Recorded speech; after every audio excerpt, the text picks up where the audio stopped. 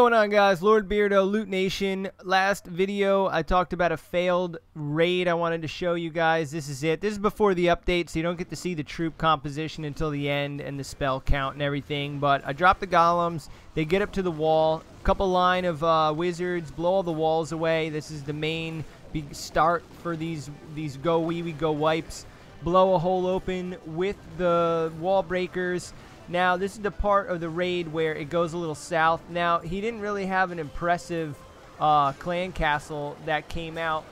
He put the lightning strike on the top of the wizards. So, you know, it's going the right direction, but all the golems swing out to the right-hand side. And that's where the beginning of a failed raid happens. You know, you see him start to come back here, but at this point, it's already been too long. The wizards got sucked inside by their clan castle. The king took care of them. The expos took care of them. The mortars took out them. And it's not going to work out. This raid is over. It's over already. Once you don't have your secondary army behind your golems, they're going to get tore up by pieces of defense because they're so slow. You see, I try to throw a spell down on the right-hand side, get a little more of that elixir, really hoping for it. All the rest of my troops run over a big bomb. Now, I go ahead and do pick up the 2-star 50% because the town hall was on the outside. But in my opinion, if I get 62,000 and 100,000 elixir, that's a failed raid for me. You know, I'm looking for the 350 plus elixir. I did get the dark elixir, which helped out with the witches and the golem. But all in all, a raid like this, I'm going to be furious about every single time. Maybe war is not so bad, you know, because you get the 2-star, but there's also not going to be the town hall sitting on the outside during a war raid. So you got to make sure that you bring enough wall breakers or raid your wall breakers so that the golems continue to progress into the middle of the base. This base was set up perfectly for it. I could have went on a different angle maybe. Would have worked out better. But all in all, that's a disaster. So I'm going to bring in another one of our Loot Nation lifetime members. Goopster just got moved up to co-leader. He hits the silver screen, not in the best of way. There's going to be a little fail raid here. Now, when you're deciding what side of the base you want to come into, this one is completely symmetrical, this base, so it doesn't really matter what angle. You're just trying to not fight the heroes right away. In my opinion, I love to let the heroes pull all the troops in, so I usually fight to the opposite side of them unless the town hall is really close to the outside. Then it doesn't matter so much, but the queen is so strong. But you see right here, Goop does not pay attention to the fact that these 5 builder huts at the bottom are going to spin all of his wizards and his P.E.K.K.A.s right around. So his golems go in way too early. He never finished clearing out the entire clan castle. Golems are dead. Troops are looking the wrong direction. You know, just some big tips when using these big armies are do not blow the walls up until the buildings on the outside are destroyed and the troops can start to go inside. The golems have enough health where they can sit on the outside of the wall, take a bunch of firepower, and it won't be the end of the raid. If you blow a hole open too early for them, they'll get lost inside. Heroes will take them out. Clan castles will take them out. And by the time your secondary troops move up, the raid's as good as gone already. So, you know, he has a couple troops left over here, but he doesn't have the meat shield. They're never going to break through. His P.E.K.K.A.s are starting to die. His heroes jump to the outside on the left side, his king. And his other troops are on the right side. They all get hit by the big bomb. All in all, this raid is just an absolute disaster, and it really started with not clearing the clan castle first off, and then using the wall breakers too early, letting the golems die, and then not having a big enough hole opened so that your troops can get to the inside of the base. Alright, enough with the bad raids. Let's get to the good raids. You know, when you're fighting in war, it's really, really important to get 2 stars at least. When you're at Town Hall 8, getting 3s are a lot easier. You just got to get your hog strategy down or your dragon strategy down really well, and then you can get into GoWiWipe as you get later on into Town Hall 8. But when you get to 9, it's really tough because you're fighting a lot of bases like this where people are kind of early Town Hall 10s. Or maxed out Town Hall 9s as you get through Town Hall 9. And, you know, people don't realize that the heroes go all the way up to 30 and the troops get really high. And a lot of people don't understand that, why they can't 3-star, why they can't 3-star right away. If I had level 30 heroes, these wars would be going way different, but I don't, and they're just barely getting over 10. You see I got to fight all these Inferno Towers with no freeze spell.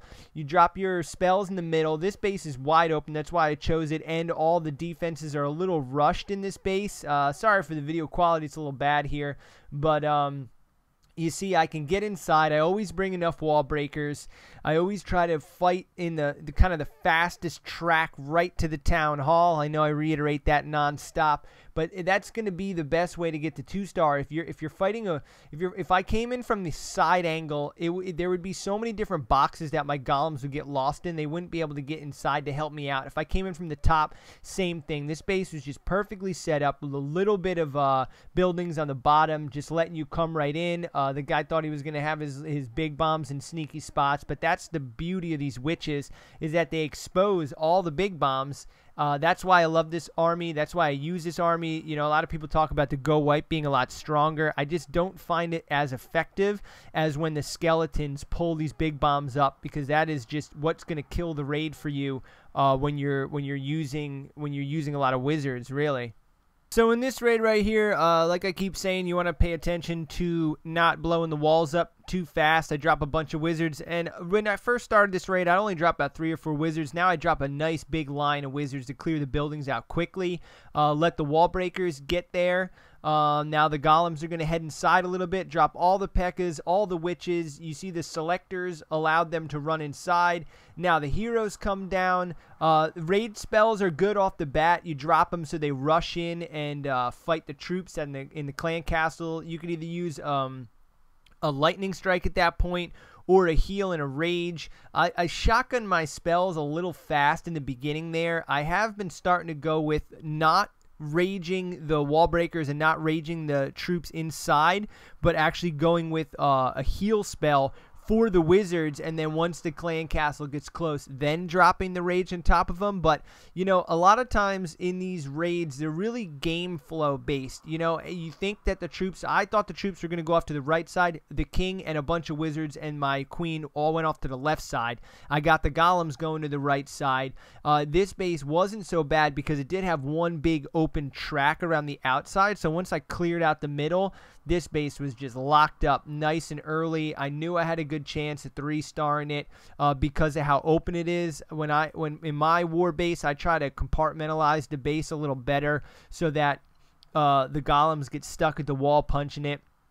And if you get the big bombs to go off on a couple wizards, you really have a better chance of stopping the 3-stars and even stopping the 2-stars. You see here, I got full health on my queen, 3/4 health on my king, and the base wasn't that far along in Town Hall 9, but this is still a respectable win. This is what you're looking to get in your war, and these are going to be the best possible ways of getting 3-star, is choosing the right base, making sure your golems stay alive, and placing your spells properly. I think that's where people get a little tangled up during war, is that they get nervous, they drop their spells a little too quick.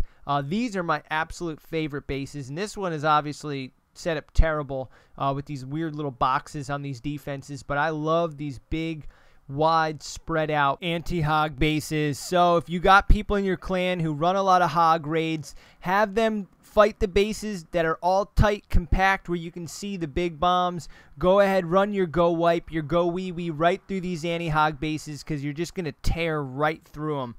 They're just set up perfectly for these ground and pound armies. Half the defenses are all the way across the other side of the map. You see here, there's 3 wizard towers and 2 mortars that haven't even engaged in the fight, and I'm 27% through the battle. All my troops are alive. I got a heal spell left over. I got my heroes almost at full strength. My queen's at full strength. My king, I haven't popped any of their abilities.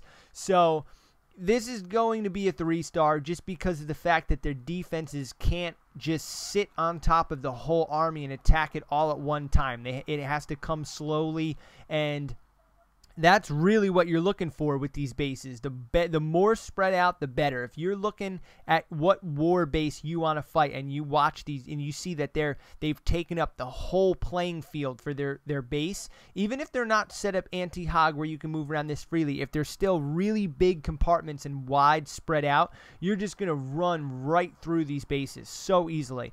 So it's just a couple tricks and tactics, getting used to it, practice these raids. It's going to be an easy 3-star. I mean, just try it out. It's a no-brainer with these bases. So don't be afraid to try out the witches. Don't be afraid to try these GoWiWipe bases. Even if you're, just having these disastrous attacks initially, cook them overnight. I know they're a long time and they're really expensive to cook these armies and practice them, but you can find the big loot raids like I showed you in the first video to practice so that when it is war day, you're the star, you're getting the most heroic attacks. Let me know what you guys think. Let me know what troubles you're having. Throw some comments down at the bottom.